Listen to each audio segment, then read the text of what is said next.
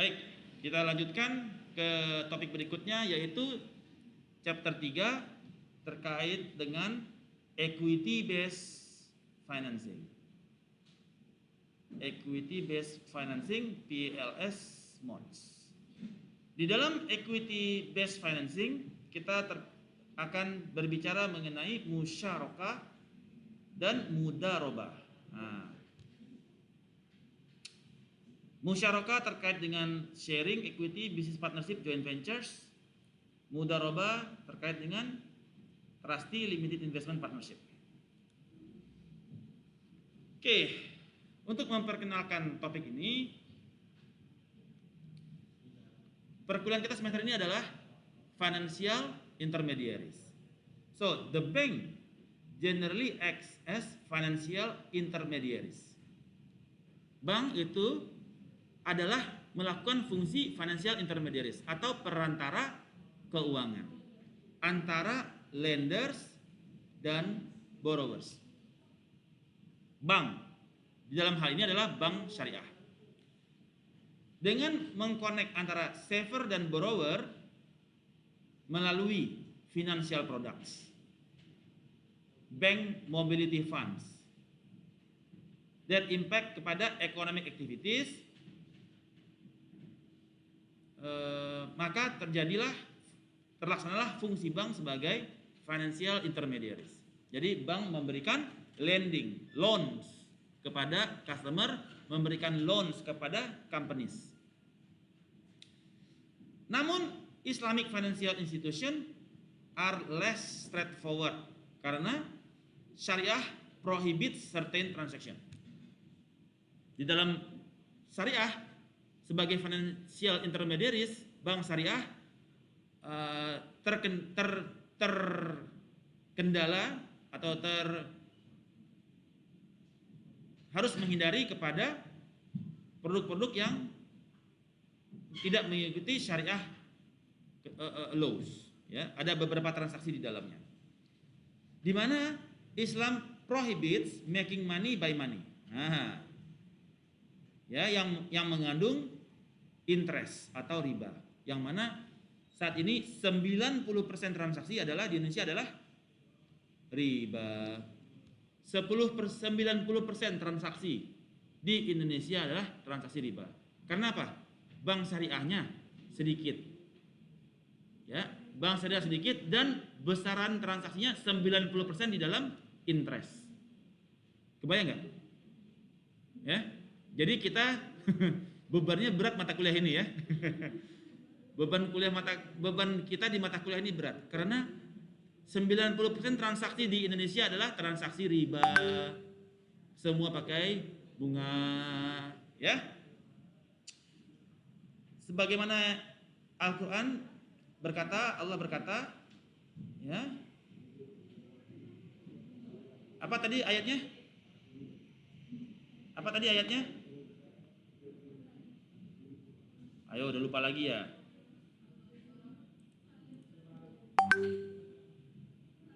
A'udzubillahi minasyaitonirrajim. Bukan. Ya, ini. Oke. Wa ahallallahur bai'a wa harramar riba. Ya. Wa ahallallahur bai'a. Allah menghalalkan bai'ah, jual beli. Wa harramar riba, dan mengharamkan riba. Jadi wa ahalallahur bai'ah, ya, wa harramar riba. Allah permitted trades dan mengharamkan kepada riba atau interest atau usuri. This is adalah the main reason kenapa Islamic banking, ya, harus derive keuntungannya dia, bottom line-nya dia, profitnya dia from real economic activities by mean of trading atau jual beli atau investasi. Jadi keuntungan bank syariah itu diambil dari kegiatan jual beli dan kegiatan investasi. Given that syariah itu ya melarang kepada charging, mengenakan biaya dan membayarkan bunga. Nah, ini yang menjadi masalah. Ya, kita nggak boleh tuh bank syariah bayar bunga atau menagih bunga, nggak boleh. Ya. Jadi tidak ada opportunity di situ. Ya. Di dalam syariah compliant financing instruments. Oleh karena itu, alternatif yang dimiliki adalah satu adalah equity based financing. Ya. Kalau kita di sisi laporan keuangan, aset sama dengan liability ditambah equity. Nah, ini adalah di dalam Islam yang diutamakan adalah equity based financing. Under Islamic banking ada dua main fields of financing. Pertama adalah equity based financing, yang kedua adalah debt based financing, baik menggunakan equity maupun menggunakan liabilities. These modes of financing primarily berbeda dengan konvensional financing dari sisi menghindari kepada interest atau bunga. Di dalam equity based financing, kalau kita di laporan keuangan, Anda dapat apa? Kalau Anda beli saham, apa yang Anda dapatkan kalau beli saham? Anda beli saham Bank Syariah Indonesia, apa yang Anda dapatkan? Salah. Betul. Anda mendapatkan dividen. Jadi ketika laporan keuangan, sales bla bla bla bla bla bla, net income. Net income ini nanti terbagi dua. Kemana perginya? Return earning dan dividen. Return earning adalah laba yang tertahan, dividen adalah laba yang dibagikan. Ini yang dimaksud dengan PLS, profit and loss sharing. Kalau Anda profit, dividennya dapat. Kalau Anda rugi, ya Anda nggak dapat dividen, ya kan? Tapi nggak nanggung kerugian, maksudnya perusahaannya nggak ada dividen kepada Anda, ya kan? Dia negatif, gitu ya. Anda nggak dapat dividen. Bukannya Anda patungan nutupin lagi, nggak ada gitu ya. Kan di dalam perusahaan ya, kalau perusahaannya bangkrut, apa yang dilakukan? Kalau perusahaannya bangkrut nih, Anda profit and loss sharing sebagai equity based financing, apa yang dilakukan kalau perusahaannya bangkrut?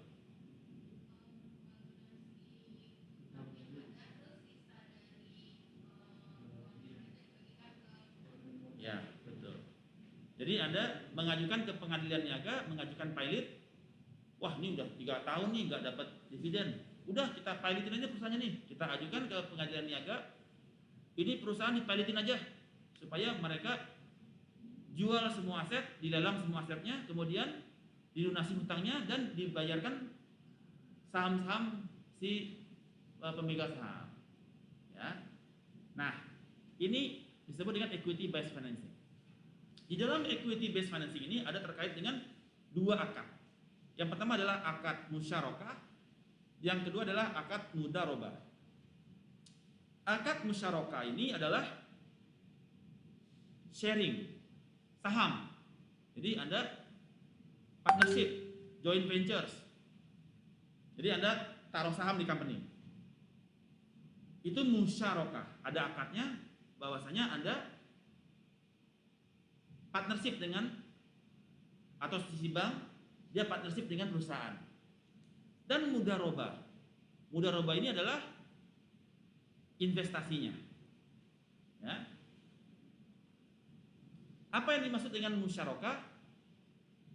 Secara lebih detail adalah 2 atau lebih parties come together dan mengkontribusikan funds berupa partnership. Misalkan Gazi, kemudian Antonio ya.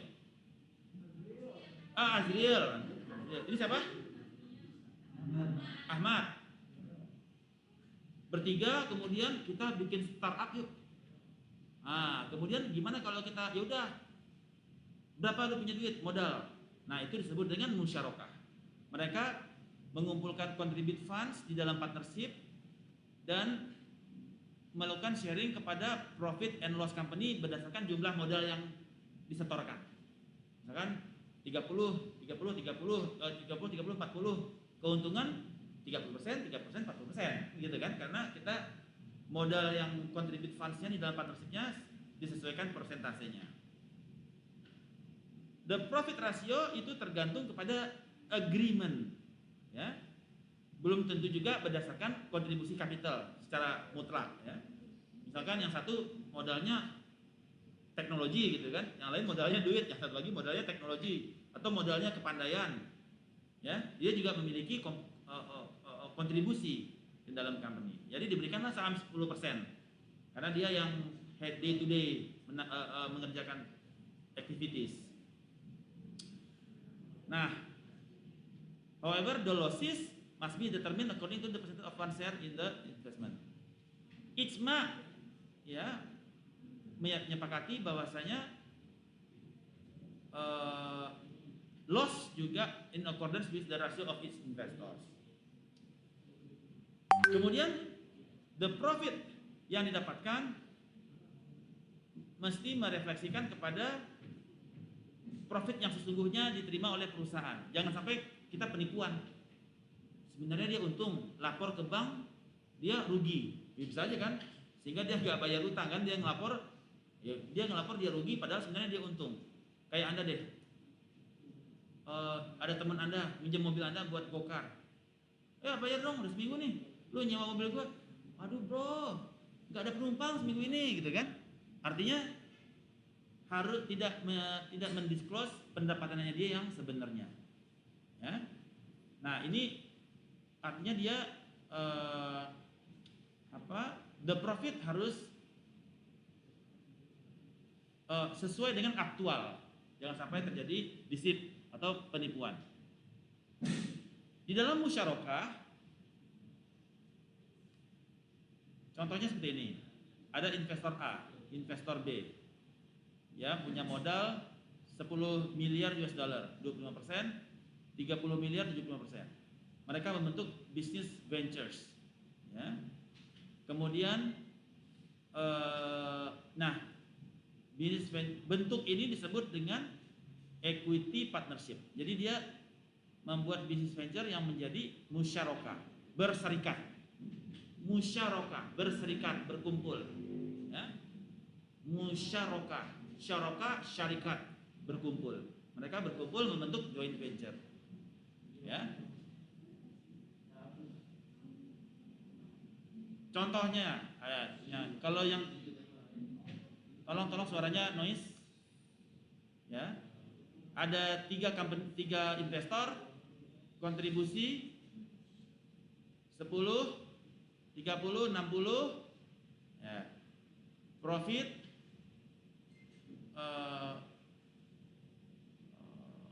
nah, kalaupun dia profit dibagi 10, 30, 60 secara persentasenya sama, ya. 10, 30, 60. Kalau dia rugi juga dibagi 10, 30, 60, persentasenya juga sama, ya. Jadi untung dibagi, rugi juga ditanggung bersama, ya.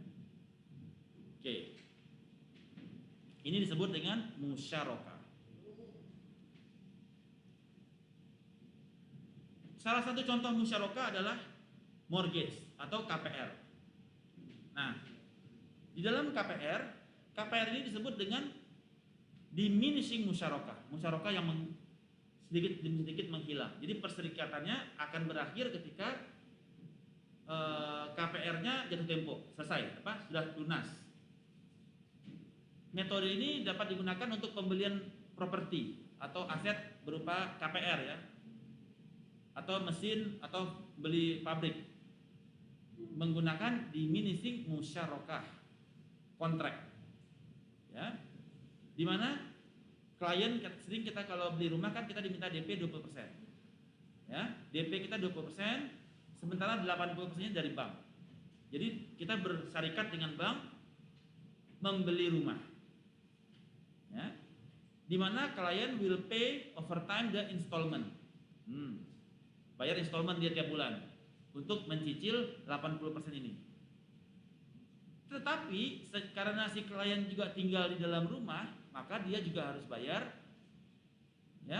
kepada rent, ijaroh. Dia harus bayar ijaroh. Dia bayar sewa kan, leasing kan?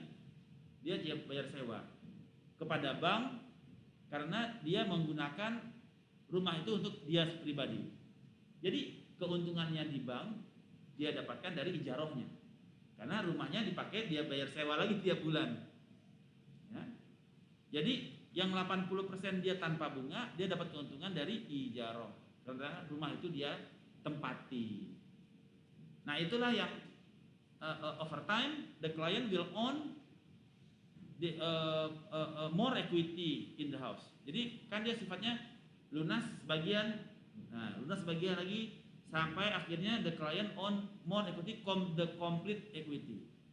Complete equity dari rumahnya until it is completely bought. While the rent will decrease, juga bank shares diminishes. Jadi itu yang menjadi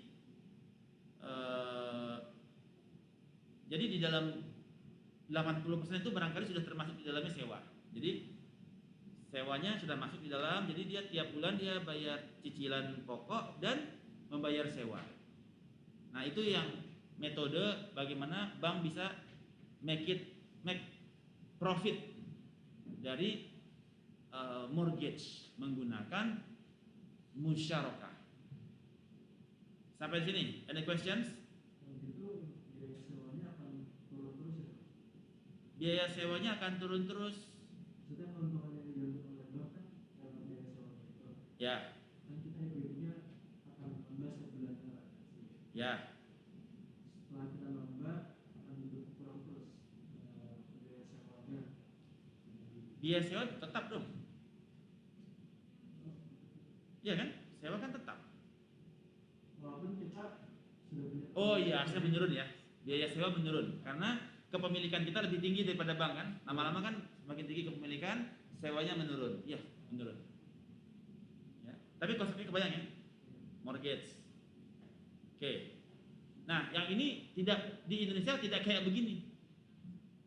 Nah, tapi kalau saya jelaskan terpaksa saya harus ngedit videonya lagi ya. Kalau saya jelaskan terpaksa harus ngedit. Kalau saya jelek-jelekin ntar saya kena somasi gitu ya. Jangan. Dah, ini dulu aja. Pokoknya di Indonesia nggak kayak gitulah, ya. Bukan dihitung sebagai sewa, ya. Dia tinggal switching doang kan, tet gitu. Nah, ini di dalam home purchase ya, contohnya. Ada bank, ada customer beli rumah bareng, ya. 20, 80. Ya.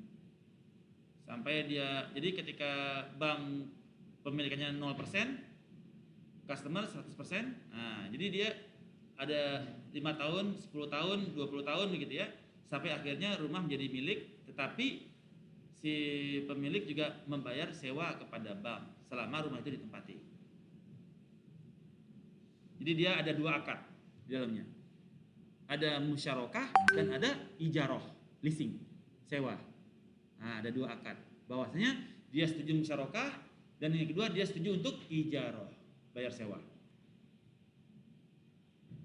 Yang berikutnya di dalam equity financing adalah mudharabah. Ya.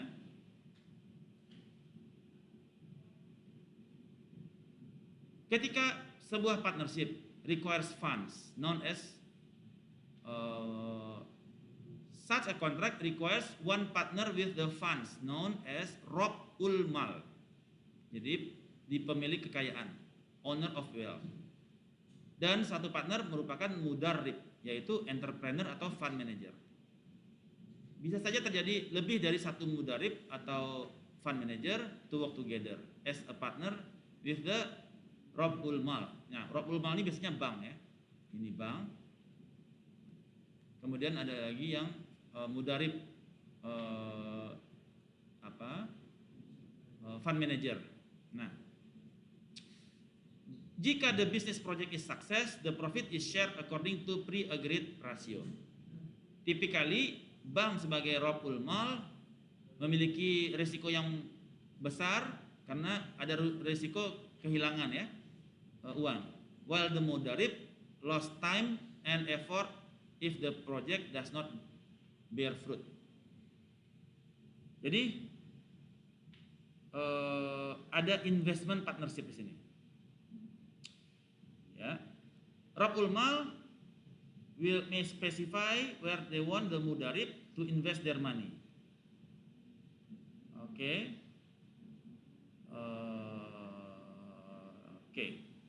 Nah,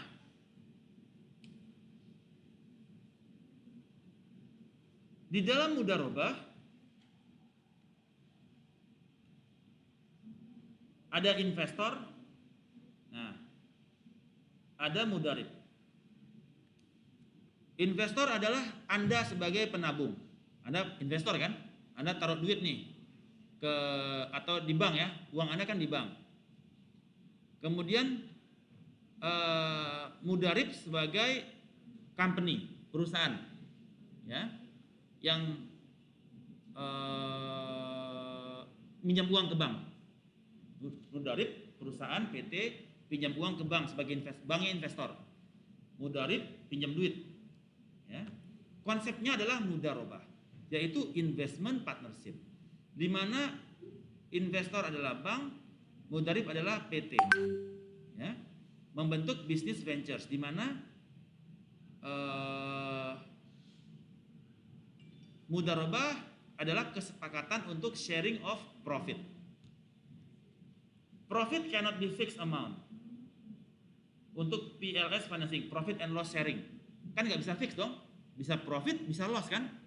Profit sharing, loss juga sharing. Sehingga profit itu tidak bisa fixed amount, but must be determined by pre-agreed ratio. In case of kerugian, loss, the investor ya lose capital dan mudarib habis waktu. In the case of proven negligence by the mudarib may be liable for capital as well. Mudarib juga bisa liable untuk kapital kalau misalkan dia bangkrut. Ya, harta mudarib juga bisa disita gitu kan. Ada kolateral, ya kan, dia juga pakai kolateral kan dia kan. Ketika dia mengajukan pinjaman, dia punya kolateral asetnya dia kan, rumahnya, tanahnya, sawahnya, dan itu oleh bank kemudian di-appraise, kemudian berapa nilainya, dia oke, gua invest. Ada jaminan, ada kolateral di situ. Kalau misalkan ternyata dia loss, ya, artinya si mudarib juga bisa liable untuk dieksekusi dia punya pinjaman. Nah, jadi itu yang disebut dengan investment partnership, yaitu mudarobah. Yaitu dia profit and loss sharing berdasarkan pre-agreed ratio. Ya. Dan keuntungan yang didapatkan dari mudarobah ini yang kemudian juga baru dibagikan kepada penabung di bank syariah. Nah, jadi dia punya profit didapatkan dari mudarobah yang menjadi sebagai sumber pendapatannya bank, karena ada profit di situ. Kemudian dari profit tersebut dia baru bagikan untuk para penabungnya juga, ya, yang investasi di mereka sebagai pendapatan bagi hasil dari mudarobah yang diberikan kepada companies. Sampai di sini. Khalas jami'an. Okay, good. So that is the topic for today terkait dengan mudarobah. Ada pertanyaan? All good? Topiknya udah lumayan tambah ini ya, tambah lucu-lucu ya. So I hope you guys enjoy. Baik, kalau tidak ada pertanyaan, jadi terkait dengan Rabbul Mal, mereka harus specify di mana mudarib boleh invest their money. Ini kan uang saya nih, lu mau invest, ada trespass yang tidak boleh dilanggar. Pertama, tidak boleh terkait rokok. Kedua, tidak boleh terkait dengan riba. Yang ketiga, tidak boleh goror, tidak boleh MSG yang mengandung baik bakso, soiton. Gak boleh terkait dengan investasi di perbankan yang unsurnya usuri dan lain sebagainya. Itu ketentuan. As long as tidak cross pass ke sana, itu mudarib oke untuk invest. Ya. Itu disebut dengan al-mudarabah al-muqayyadah, di mana specific or restricted mudarabah, di mana ada bisnis type yang dilarang, alkohol nggak boleh, atau musik dilarang, ya misalkan karaoke dilarang, ya kan?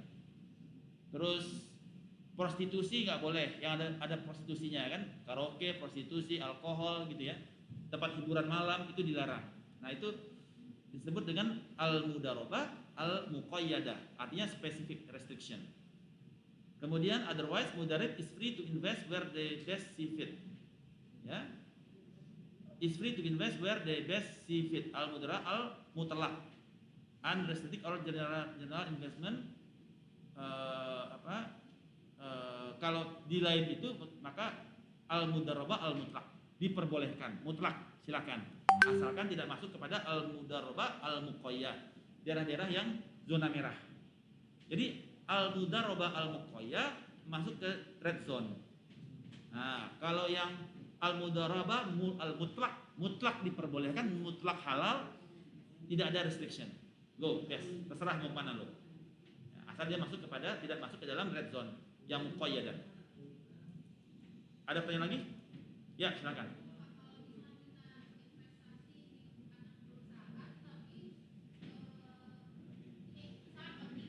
Apa? Oh, orang tua grup. Ada apa? Makanan, minuman tradisional. Oke, terus